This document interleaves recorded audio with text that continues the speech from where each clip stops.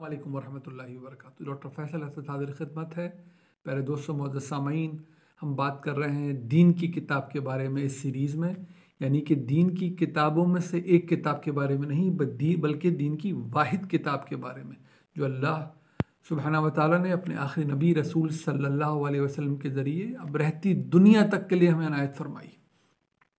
जो बात आज मैं आपसे करना चाह रहा हूँ, इससे पहले कि हम सीरीज़ में आगे बढ़ेंगे और जानेंगे कि अल्लाह की किताब में से, दीन की वाहिद किताब में से हमें ईमान के बारे में, इस्लाम के बारे में क्या बुनियादी बातें मिलती हैं। बुनियादी बातें मतलब पूरा ईमान और पूरा इस्लाम हमें लेना ही इस अल्लाह की किताब में से। दीन के इल्म की हर बात हमें अल्लाह की इस किताब से लेनी है जो नबी सल्लल्लाहु अलैहि वसल्लम बज़ाते ख़ुद हमारे दरमियान छोड़ गए हैं। और अमल की हर बात हमें उस सुन्नत से लेनी है, उस सुन्नत से जो कि अमली तौर पर नस्ल दर नस्ल मुंतकिल होती हुई अल्हम्दुलिल्लाह हम तक पहुंच चुकी है। हमारी सुन्नत के बारे में तरबियत तो बहुत ही बचपन से शुरू हो जाती है। नमाज कैसे पढ़ना है, रोज़ा कैसे रखना है, अपने जिस्म को पाक साफ कैसे रखना है, क्या खाना है क्या नहीं खाना है, अपनी हया के बारे में क्या क्या किन बातों की तरफ हमें मुतवज्जो रहना चाहिए। ये सारी तरबियत हमारे अल्हम्दुलिल्लाह घरों से शुरू हो जाती है। ये हमारे वालिदैन हमें करके दिखाना शुरू कर देते हैं, फिर हमारे बड़े हमें बताना शुरू कर देते हैं, घर से बाहर हमारे असातिज़ाए कराम हमें तरबियत देना शुरू कर देते हैं। अल्लाह हमारे उलमाए कराम को सलामत रखे, वो हमें तरबियत देना शुरू कर देते हैं कि जनाब किस तरह इस दीन के अमाल किए जाते हैं, उनमें कोई गलती होती है तो वो हमें मुतवज्जो कर देते हैं, वो उसकी तस्हीह कर देते हैं। सुन्नत है ही इतनी आसान चीज़, इसको सीखने के लिए किताबों से बहुत कम रुजू करना पड़ता है। हम सब आसानी से नमाज़ पढ़ना सीखते हैं, हम सब आसानी से रोज़ा रखना सीखते हैं। दीन के दूसरे वो सारे काम जो सुन्नत के तौर पर जारी किए गए हैं, जो नस्ल दर नस्ल मुंतकिल हुए हैं, इतनी आसानी से सीखे जा सकते हैं। उनकी तस्हीह ज़िंदगी भर होती रहेगी, उनमें निखार ज़िंदगी भर आता रहेगा। यही माशरे के बड़ों का काम होता है, यही उलमाए कराम का काम होता है, यही हमारे बुज़ुर्गों का काम होता है। तो सुन्नत तो वो पुख्ता, शानदार, सीधा, वाज़ेह रास्ता होता है जिस पे चलने के लिए किसी से पूछना भी नहीं पड़ता। मज़ीद कोई जानना चाहे, सुन्नतों को मज़ीद निखारना चाहे, इनके बारे में तारीख़ी रिकॉर्ड को भी चेक करना चाहे, बहुत फ़नी काम होता है। इसके लिए फिर किताबों से रुजू किया जाता है, ज़ाहिर है जिसका तकाज़ा आम मुसलमानों से किया भी नहीं जाता। दीन के इल्म के बारे में वो सिलेबस जो हमारी ईमानियात हैं, वो सिलेबस जो हमारा इस्लाम के बुनियादी अवामिल हैं, जिसमें बुनियादी अरकान शामिल हैं, इसकी पूरी तालीम, इसके पूरे बुनियादी अकायद, इसके सारे दलाइल, इसको समझाने के लिए जो तरह तरह की मिसालें अल्लाह सुब्हानहू व तआला ने दी हैं ताकि ये हमारे दिल के अंदर तक उतर जाए। क्यों दिल तक के अंदर तक उतर जाए? अगर ईमान और इसके दलाइल, इसकी मिसालें, इसके तकाज़े, जो बुनियादी किरदार अल्लाह ताला चाहता है कि हम अपनाएं इस दुनिया में, जो इखलाक चाहता है अल्लाह ताला हम अपनी इस दुनिया में अपनाएं, जब तक वो हमारे दिल के अंदर तक नहीं पहुँचेगा तो जो फिर आमाल हमें थोड़े बहुत करने होते हैं वो हमारी रूह से बरामद नहीं होंगे। कुरान हकीम से ये सब कुछ हमें मिलता है। दीन की वाहिद किताब है ही इसलिए कि दीन का सारा इल्म हम इसके ज़रिए सीखें। अब सवाल ये खड़ा होता है कि जी ये दीन का इल्म हमने सीखना है या इसके लिए हमें कुछ मखसूस लोगों की तरफ ही रुजू करना है और कुछ भी नहीं करना। क्योंकि बाकी सारे शोबों में हम ये मिसाल सुनते हैं कि जी आप बीमार पड़ेंगे तो डॉक्टर से रुजू करेंगे, आपको घर बनवाना होगा तो आर्किटेक्ट से रुजू करेंगे, आपको इंजीनियरिंग का कोई काम दरपेश आ जाएगा तो आप इंजीनियरिंग करेंगे। आप ज़ाहिर खुद तो इंजीनियर नहीं बन जाएंगे, आप खुद डॉक्टरी तो नहीं सीखेंगे अपना इलाज करने के लिए, आप तो जिस शोबे में उस शोबे में रहेंगे। मुनासिब बात है, लेकिन देखते हैं इसका इतलाक़ होता है दीन पर या नहीं होता, होता है तो किस हद तक होता है। मैं एक डॉक्टर हूँ, मैंने इंजीनियरिंग की किताबें नहीं पढ़ी, ना ही मेरे घर में इंजीनियरिंग की किताबें मौजूद हैं।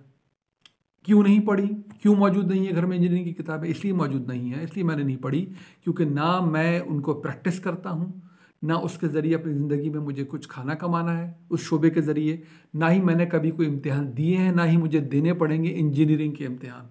इसी तरह मेरे पास बिज़नेस की किताबें भी नहीं हैं, मेरे पास लॉ की किताबें भी नहीं हैं और दुनिया के दीगर जितने उलूम हैं उनकी किताबें भी मेरे पास नहीं है। क्यों? कि ना मुझे वो काम करना है, ना मुझे उससे खाना कमाना है, ना मुझे उसके इम्तिहान देने हैं। अब आइए दीन की तरफ। हम सब के घरों में दीन की किताब, दीन की वाहिद किताब क्यों मौजूद है? हमने सोचना है इसके बारे में, इसलिए कि हम में से हर एक को इस दीन पर अमल करना है। हम में से हर एक को इस दीन की रोज़ी कमानी है। कौन सी रोज़ी? वो अमाल करने हैं, अपने किरदार को, अपने अखलाक को इस किताब के मुताबिक बनाना है, उस्तवार करना है, मुस्तहकम करना है, अमल करते चले जाना है, ताकि ये रोज़ी हमें मैसर रहे, मिलती रहे, ताकि इस रोज़ी से हमें बाद में जो कुछ सहूलतें मैसर आने वाली हैं अगली दुनिया में, वो हम हासिल कर सकें। बिल्कुल इसी तरह जैसे दुनिया के शोबों में काम करके रोज़ी मिलती है तो दुनिया को चलाते हैं, अपना काम चलाते हैं, अपना किचन चलाते हैं, अपने बच्चों की देखभाल करते हैं। फिर इम्तिहान की बात करें, मुझे जो सबसे बड़ा, अपनी पूरी ज़िंदगी का सबसे बड़ा इम्तिहान देना है और हम सब ने लाजमी देना है, यही हमारा ईमान है। उस रोज़े क़यामा में, उस यौमुद्दीन में जो बदले मिलेंगे, जो इम्तिहान का नतीजा निकलेगा, वो किस किताब के सिलेबस की बुनियाद पे निकलेगा? वो कुरान के बुनियाद पे निकलेगा। तो क्या मैं इस किताब को नज़रअंदाज कर सकता हूँ? क्या मैं इस शोबे को नज़रअंदाज कर सकता हूँ? मुझे रोज़ी भी इसी से कमानी है, मुझे ज़िंदगी इसके मुताबिक गुजारनी है, मुझे अमल भी इसी पे करना है। मेरा सबसे बड़ा इम्तिहान जो मेरी हमेशा की ज़िंदगी के लिए, जिसका नतीजा जिस मुनहसर होगा जिस पर, वो मुझे इस किताब के मुताबिक देना है। तो अब आप मुझे बताइए, क्या मैं इसको नज़रअंदाज कर सकता हूँ? क्या मैं कह सकता, कोई साहिब अक़ल हम में से कह सकता है जिसको थोड़ी सी भी फ़हम फ़रासत हो, ठीक है जी, क्योंकि ये काम तो मुझे ना इससे कोई लेना देना है, ना मुझे इससे रोज़ी कमानी है, ना मुझे इससे कोई रोज़ाना वास्ता पड़ता है, ना मेरा इम्तिहान इसका होगा, लिहाजा जब इसकी ज़रूरत पड़ेगी मैं किसी और से पूछ लिया करूँगा जाके। हम किसी और से पूछेंगे इसके बारे में भी। हम जब बात करते हैं आपने कुरान का मुताला करना है, 85% मुसलमान इस वक्त दुनिया में वो हैं जिनकी मादरी ज़बान अरबी नहीं है। हम में से बहुत कम इस अरबी को उस दर्जे में सीख सकते हैं कि ख़ुद जाके कुरान को बजाते ख़ुद कुरान में से समझने। अल्लाह करे हम तवज्जो दें और अपनी नहीं तो अपने बच्चों की तवज्जो दिला दें कि वो अरबी सीख सकें। कुरान की अरबी कोई मुश्किल अरबी बेताशा होती भी नहीं है। किस हद तक? कम अज़ कम इसका वाज़ेह पैगाम हासिल करने के लिए इल्मी तौर पर रुजू करना है आपको कुरान से, तो उसके लिए तो एक ज़िंदगी भी कम पड़ जाएगी। ज़ाहिर है अल्लाह ताला ने मुकल्लफ़ नहीं किया सबको कि वो इस हद तक जाएँ। जो जाना चाहता है उसको फिर इसी शोबे में अपनी ज़िंदगी लगानी पड़ेगी। बाकी मुसलमान क्या करें? ख़ासतौर पे 85% मुसलमान जिनकी मादरी ज़बान अरबी नहीं है, वो इससे कम अज़ कम इतना ज़रूर राब्ता रखेंगे कि इसका बुनियादी मैसेज उनको मिलता रहे।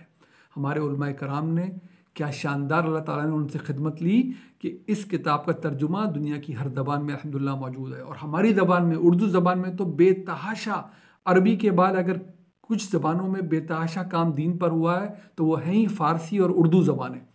हमारे पास तराजिम मौजूद हैं, उलमाए कराम ने किए हैं। हमारे पास तफासीर मौजूद हैं, उलमाए कराम ने की हैं।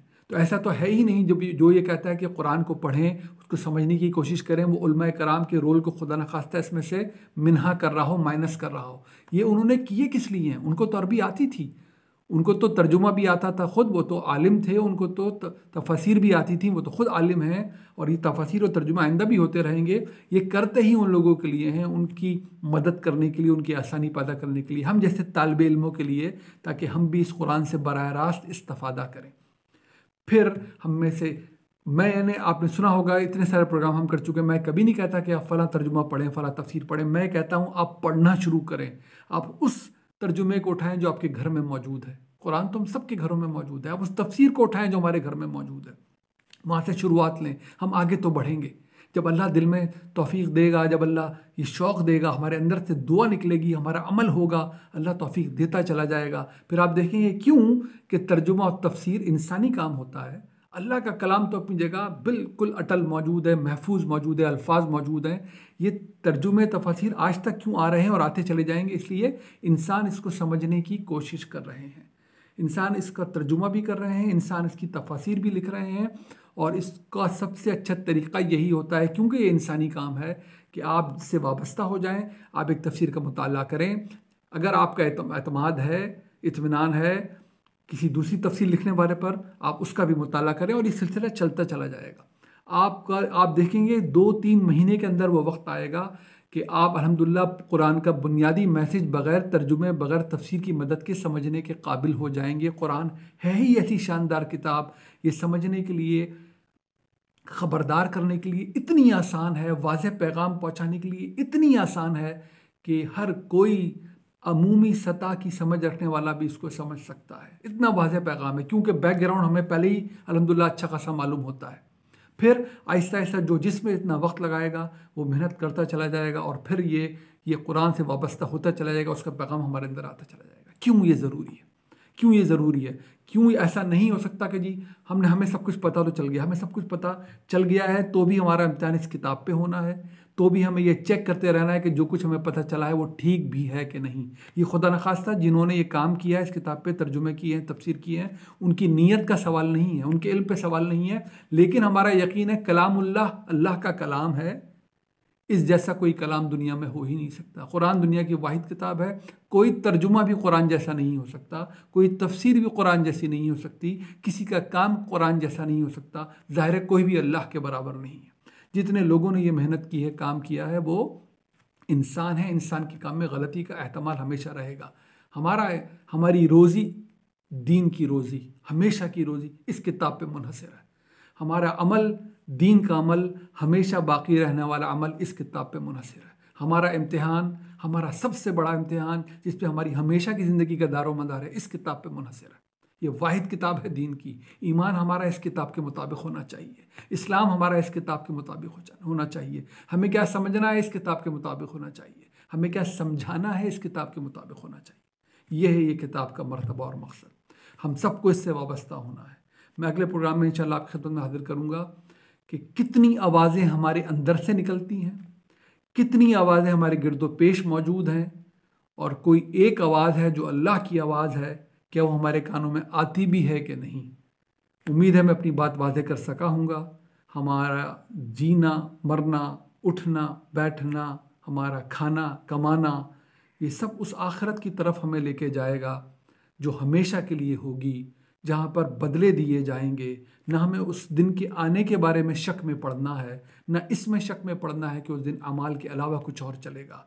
हमारा इम्तिहान अल्लाह की दी हुई वाहिद किताब के जो रहती दुनिया तक चलेगी, जो उसने अपने आखिर नबी रसूल सल्लल्लाहु अलैहि वसल्लम के ज़रिए हमें अता की, उसके मुताबिक होना है। अल्लाह में से वाबस्ता होने की तौफीक अता फरमाए। दुआ में मुझे याद रखिएगा। अस्सलामु अलैकुम व रहमतुल्लाहि व बरकातहू।